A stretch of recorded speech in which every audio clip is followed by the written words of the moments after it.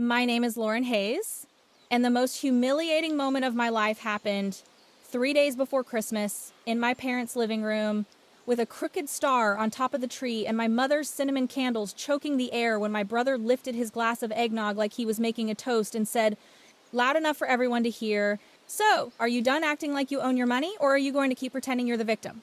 I remember the way the room tilted, the way the twinkle lights blurred, the way my dad's jaw clenched like he was about to deliver a sermon. Because I wasn't pretending, I had just found out my life savings were gone. Not from a hacker, not from some scam, from my own family. And that night, with Bing Crosby crooning from the kitchen speaker and wrapping paper stacked like ammunition under the coffee table, I finally said the sentence I'd spent my whole adulthood swallowing. If you can sign my name like it's yours, then you never loved me, you just rented me. They didn't gasp. They didn't apologize. My mother just stared at me and whispered the cruelest, cleanest line she'd ever said to my face. Then stop calling yourself our daughter and start calling yourself what you really are, a problem. That was the moment I knew. This wasn't a misunderstanding. This was a plan. And I was about to burn it to the ground with paperwork, cameras, and the law. A year earlier, if you'd met me, you would have called me steady. Responsible. The one who had it together. 34. American. A woman in tech who didn't post lavish vacations, didn't wear designer or anything, didn't brag.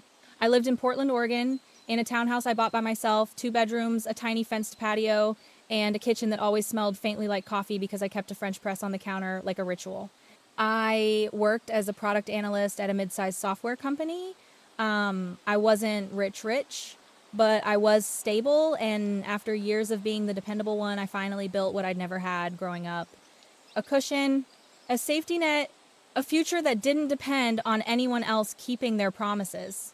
My family lived about 2 hours away in a smaller suburb outside Salem. My father, Gary Hayes, was the kind of man who looked like he belonged on a Home Depot commercial. Hands always rough, truck always dusty, voice always confident. My mother, Marjorie, worked part-time at a grocery store and full-time at controlling the emotional temperature of any room she walked into. And my younger brother, Evan, was the son the whole family orbited. Evan was 3 years younger, the boy with potential, the future of the family, the one who could mess up and still be called learning, the one who could take and still be called struggling. Me? I was the backup generator, the spare tire, the one they called when something broke. Growing up, Lauren is so capable didn't mean they admired me. It meant they expected me to absorb whatever chaos they created. When Evan wanted a new gaming console, my mom would say, "It's for his mind, Lauren." When I wanted to join a school trip, my dad would say, "You'll understand, we can't do both." When Evan failed a class, my mother cried and said he was under pressure. When I got straight A's, she nodded like it was owed. I learned early that being a good daughter meant don't need anything, don't ask too much, don't make problems. And most importantly, don't embarrass the family by saying no. So when I got into college with a scholarship and still took out loans to cover the rest, I didn't complain. I worked, I waited tables, I tutored, I lived on cheap groceries and microwave rice. Evan went to a private school he couldn't afford because he needs the environment. When my parents couldn't cover his tuition, I got a call. "Lauren," my mom said, voice sweet as syrup, "you're not going to let your brother fall behind, are you?" So I started sending money, small amounts at first, then larger, then regular. I told myself it was temporary. It never was. It became my family's favorite habit, reaching into my life and calling it love. When I got my first real job, I paid down their credit cards because interest is killing us. When Evan lost a job, I covered a month of rent because he just needs time. When my mom's car needed repairs, I paid because your dad needs his truck for work. They always said the same thing after, "We'll pay you back." They didn't. And the problem wasn't even the money. The problem was the way they spoke about it, like it wasn't mine to begin with. Family helps family. Don't be transactional. "You're fortunate, Lauren." As if my effort was a weather event that happened to me, not a life I built. Still, I kept saving. I skipped the vacations. I stayed in. I drove my old car longer than I should have. I didn't date much because I was always tired, always in stabilized mode. And quietly, in the background, I put money into a certificate of deposit, a CD I set up years earlier when I got severance from a layoff, and decided I'd never be that scared again. The CD wasn't glamorous, but it was my proof that I could take care of myself. By the time it matured, it held $152,000 in change, 10 years of discipline, in a neat little account with a maturity date that felt like a finish line. The plan was simple. Roll part of it into a new account and use part of it as a down payment on a small condo closer to downtown so my commute would be easier. I even had a Pinterest board called First Place that's fully mine that I never showed anyone because it felt too vulnerable. And then on a cold Tuesday in December, I walked into my bank thinking I was just going to sign routine paperwork. Christmas music was playing in the lobby, some cheerful, sanitized version of Jingle Bell Rock. A little fake tree sat on the counter with paper ornaments kids had colored. The whole place smelled like peppermint and printer ink. A bank representative her tag said. Kendra smiled and called me over. "Hi, Miss Hayes, what can I do for you today?" I told her about the CD. She pulled up my account, and I watched her face change. Not dramatically, just a subtle shift, like a curtain dropping. Her smile tightened. Her fingers paused on the keyboard. Can you give me 1 second?" she asked. "Sure," I said, still calm. She clicked through another screen. Her eyes flicked up at me, then back down. "I'm so sorry," she said carefully, "but it looks like that CD was closed out about 21 days ago." I blinked. Closed out how? She turned the monitor slightly closed. $152,018.67. I stared like I couldn't read English anymore. "That's not possible," I said. "I didn't close it." Kendra's voice shifted into professional caution. "It shows it was closed using a power of attorney." I felt my body go cold. "A what?" A power of attorney document. It gave someone authority to act on your behalf." She clicked again and pulled up a scanned file. An official-looking form with my full name, my address, my social security number. And at the bottom, my signature, perfectly mimicked. Every curve, every loop, the exact way my hand trails off at the end of my last name. My stomach dropped through the floor. "I didn't sign that," I whispered. Kendra swallowed. "It's notarized," she said. "We accepted it as valid." "Who did it name?" I asked, my voice thin. She pointed at the line, "Asian Avon Hayes." I stared at the screen until my eyes hurt. My brother, my mother's golden boy, the one who just needed time, the one who would pay me back. I think I stopped breathing. Or maybe I was breathing and didn't feel it. "That's fraud," I said, and the word sounded unreal, like I was saying it in a dream. Kendra nodded once, like she'd already guessed that's where this was going. "I can get my manager," she offered. "Yes," I said, "and I need a printed copy of that document, and I want a fraud claim open today." When she walked away, I sat in a chair by the window, staring at the bank's holiday decorations like they were mocking me. A fake wreath, a fake smile, a fake signature. I kept thinking, they didn't just take money. They took the years I spent building safety. They took my sleep. They took my belief that if I did everything right, I would be protected. The manager, Mr. Collins, led me into a little office. He printed the forms. He explained the process, internal investigation, camera footage, notary verification. He said gently, "Do you have any idea who might have done this?" And I heard myself say, steady and flat, "My brother, and my parents probably helped." It felt like betrayal to even say it out loud. But the truth had already betrayed me. I filled out paperwork with my hands shaking.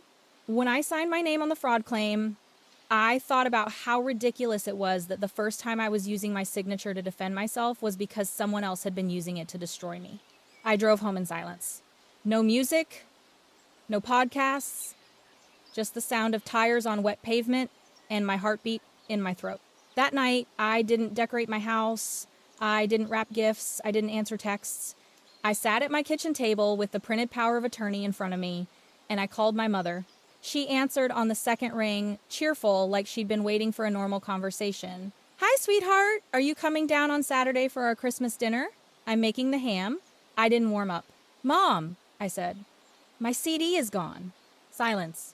Then, in a tone that made my skin crawl, she said, "Oh, that account." My eyes stung. "You knew?" She sighed like I was making her tired. "Lauren, don't start. Evan needed help." "You emptied my life savings," I said. "He borrowed it," she corrected. Sharp. "He's your brother." "That's not borrowing. That's using a forged power of attorney." "Don't be dramatic," she snapped. "You act like we robbed a stranger. We are your family. Evan is under pressure." I could hear background noise, my dad's TV, the clink of dishes. I pictured them warm in their house, holiday lights glowing, as if they hadn't just set fire to my future. "Mom," I said slowly, "this was a notarized document with my forged signature. That's a felony-level act. You understand that, right?" Her voice went icy.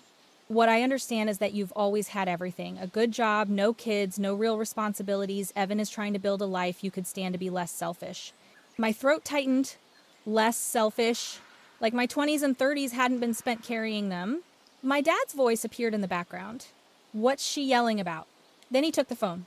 "Lauren," he said, stern and offended, like I was the one who'd done something wrong. "Your mother told me you're accusing us of something. Knock it off."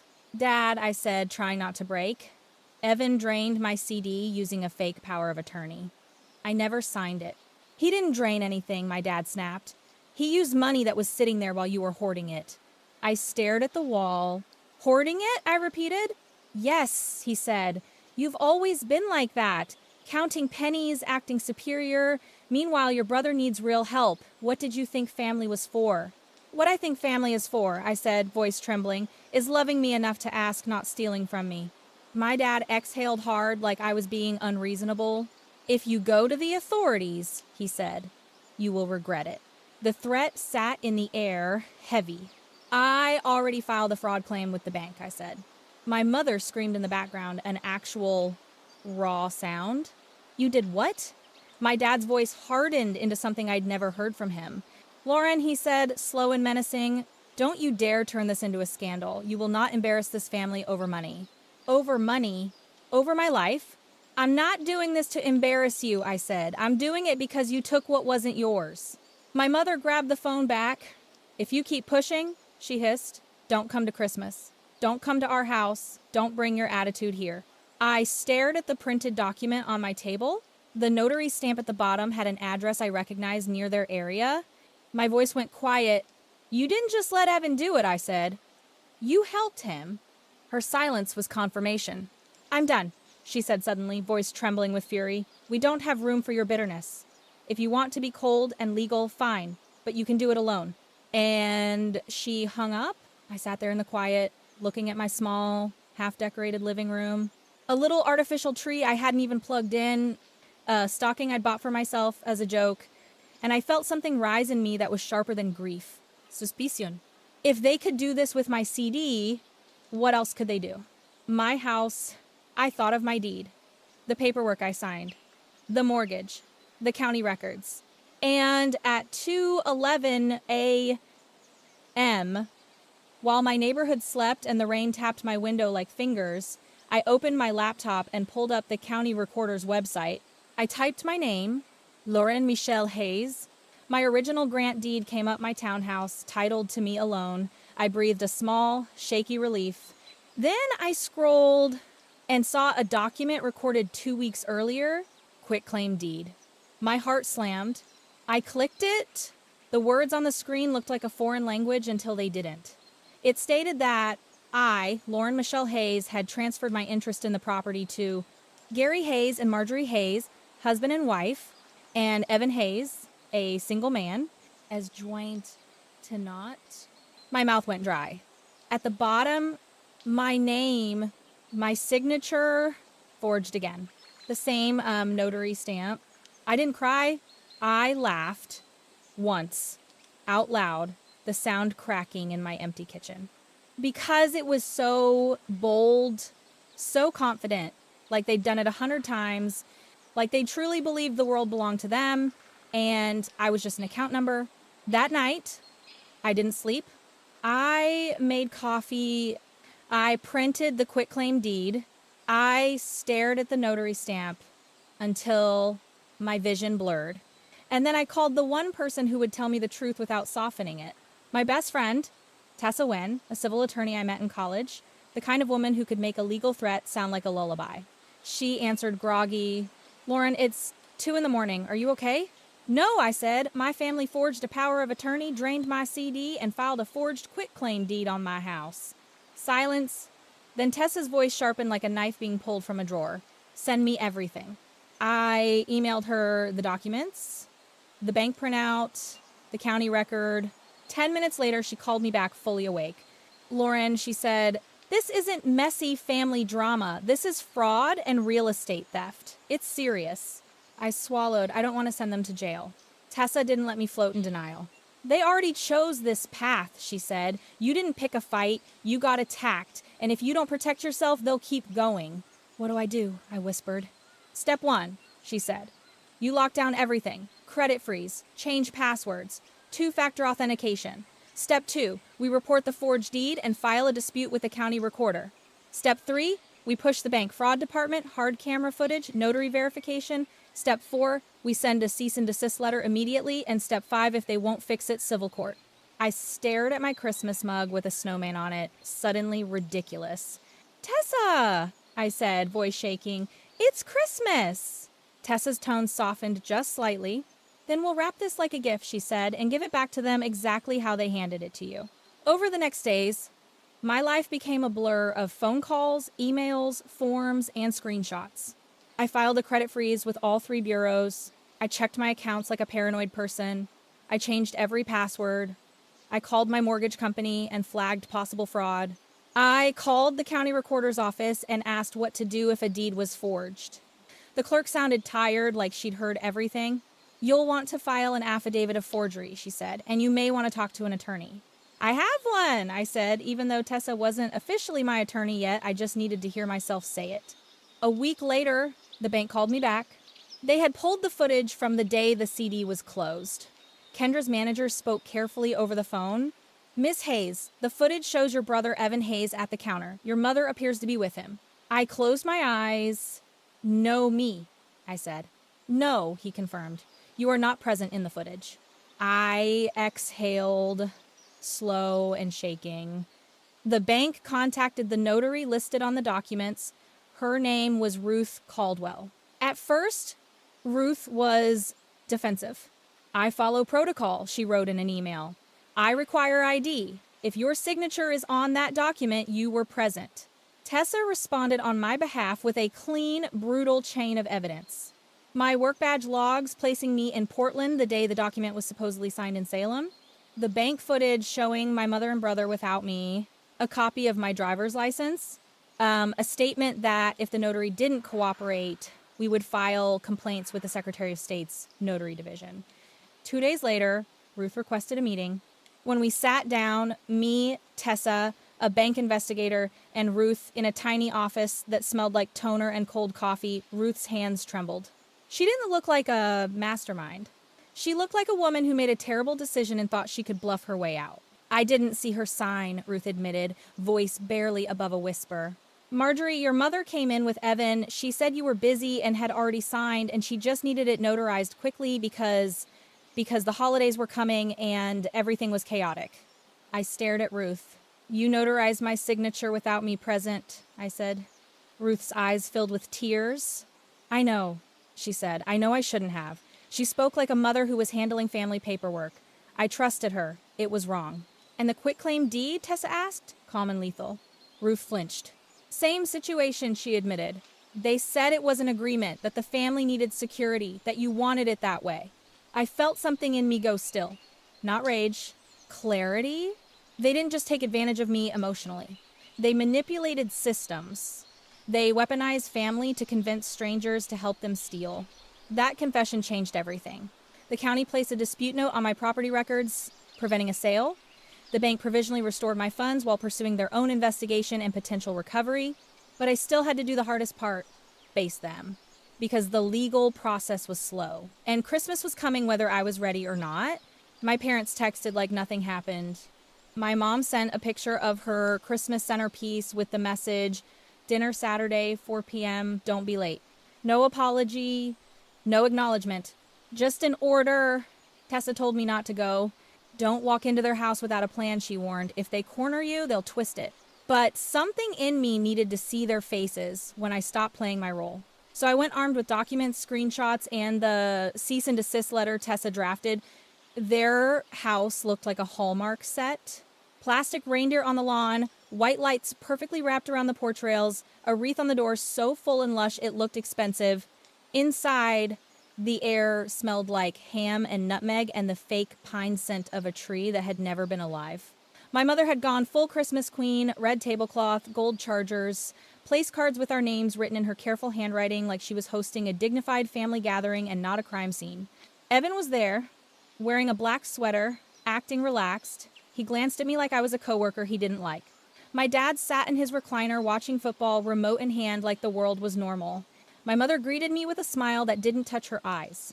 "There you are," she said. "Try not to bring any unpleasantness into today." Unpleasantness? Like I was bringing bad weather? I didn't argue.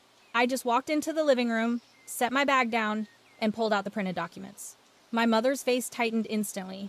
"What is that?" she asked. "Proof," I said. Evan's eyes flicked to the papers, then away. My father muted the TV and looked at me like I'd insulted him by existing. "Lauren," he said slow, "don't do this today." "Today is exactly when I'm doing it," I replied. I laid the power of attorney on the coffee table. Then the quitclaim deed. Then the bank letter confirming the footage.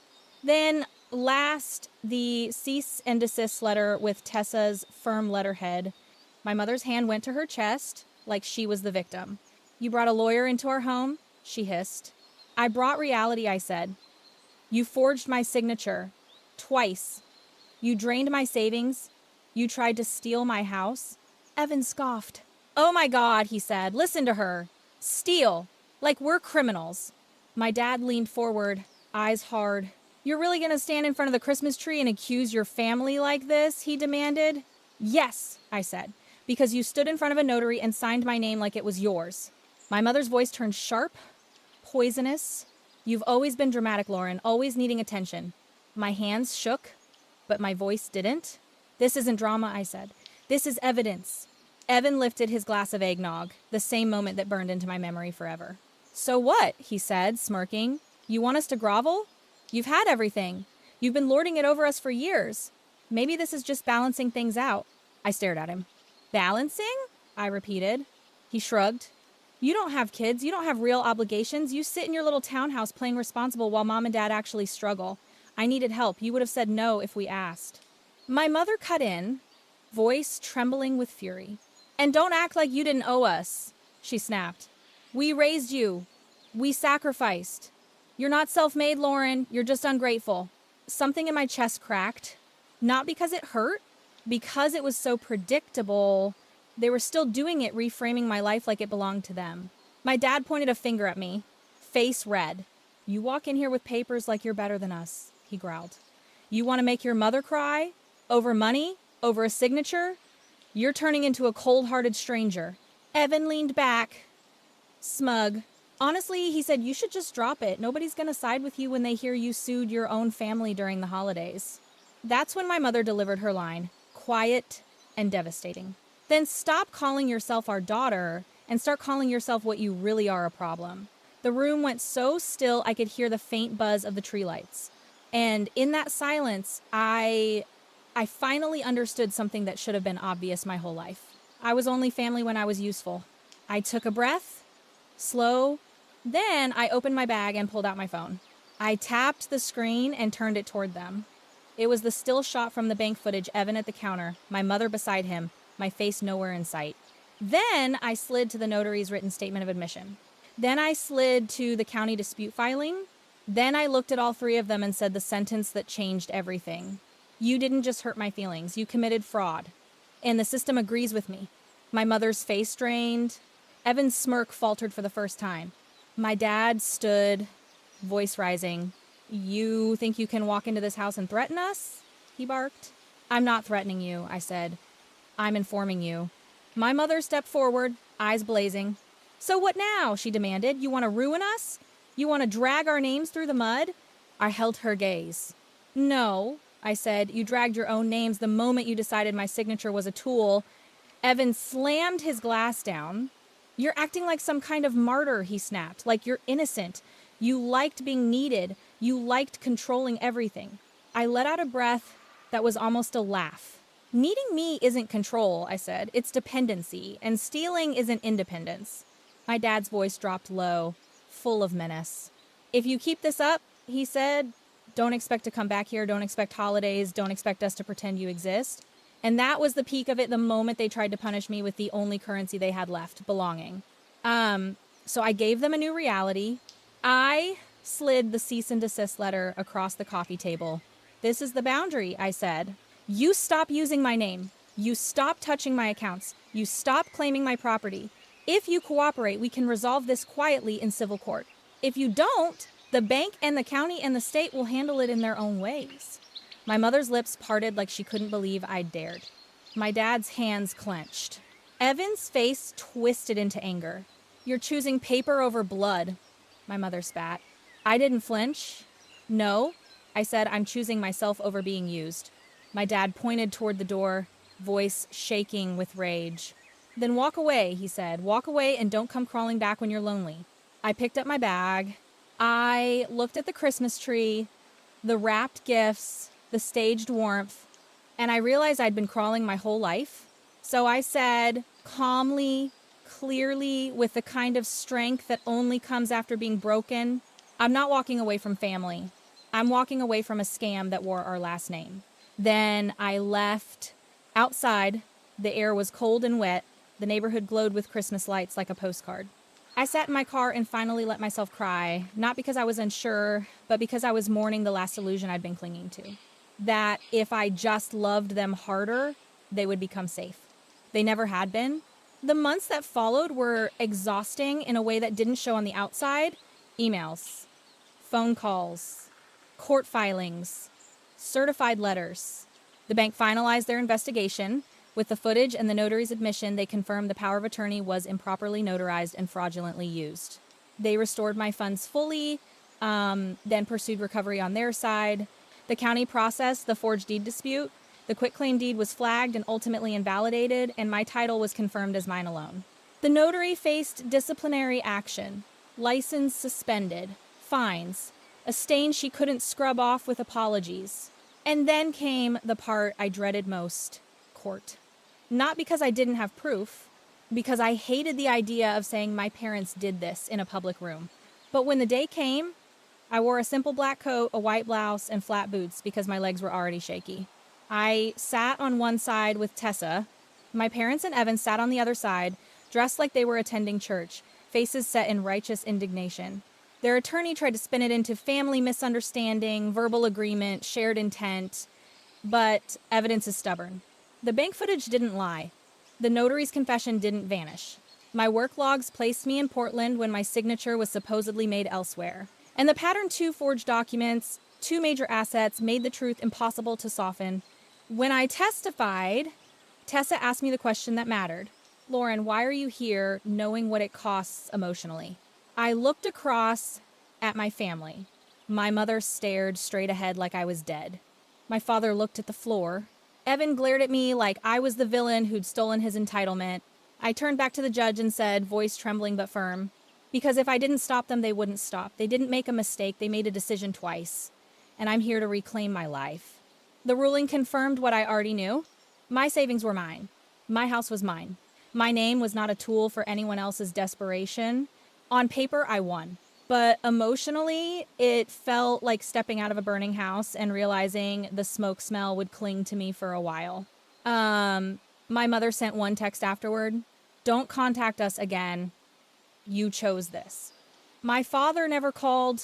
Evan posted a vague Facebook status about snakes and betrayal, and extended family members liked it without asking me what happened. For a few weeks, I spiraled between anger and grief. I'd wake up and feel fine, then see a Christmas commercial and suddenly feel sick because it reminded me of lights and fake warmth and my mother's voice calling me a problem. Tessa told me something that stuck. They taught you that you owe them peace, but peace that requires you to be exploited isn't peace, it's submission. So I started rebuilding my life in ways that were small but holy. I changed my locks I put a security camera on my front porch. I updated my will. I met with a financial planner and opened accounts my parents would never even know existed. I went to therapy and learned that guilt isn't always proof you're wrong. Sometimes it's proof you're breaking a pattern. I redecorated my living room the way I wanted, not the way my mother would have judged. I bought myself a ridiculous, beautiful ornament glass, hand painted, sparkly, and hung it on my tree as a quiet reminder this season belongs to me now. And the next Christmas, when December rolled around and the air smelled like pine again, I didn't drive to my parents' house. I didn't chase an invitation that would come with conditions. I hosted my own dinner, a small one. Just me, Tessa, a couple coworkers, and my neighbor who always brought over cookies. We wore ugly sweaters and laughed until our faces hurt. We made a playlist that was half classic carols and half loud pop songs. We ate too much. We spilled wine. We played stupid games. And at the end of the night, when I stood alone in my kitchen rinsing plates, the quiet didn't feel lonely. It felt earned because I finally understood the message I wish someone had handed me years ago, like a note tucked into a stocking. You can love people and still refuse to be used. You can share and still have boundaries. And if someone only calls you family when you're funding their life, then what they want isn't love. It's access. So no, I'm not their good little girl anymore. I'm Lauren Hayes. And my life, my name, my home, my future belongs to me.